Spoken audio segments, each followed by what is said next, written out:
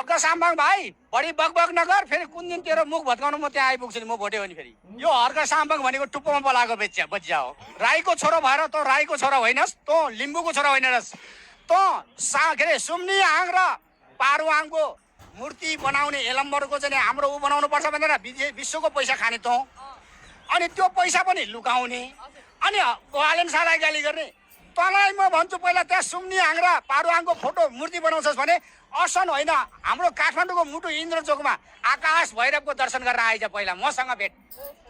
खुल्ला च्यालेन्ज होइन भने तैँले सुम्नी आङ र पारुआङको के अरे त्यो मूर्ति बनाउने होइन होला, नाम देख्नको डाल खाना काल, तै खालि पैसा बनाउँछौ भने पनि एनआरएन भएको अन्तर्गत बसेका नेपालीहरू छ नि विदेशमा बसेका, उनीहरूलाई चाहिँ फल्ला यस्तो बनाउनु पर्यो भने पैसा मगाउँदै खाने रहेछ।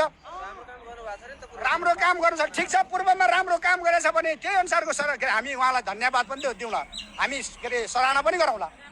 राम्रो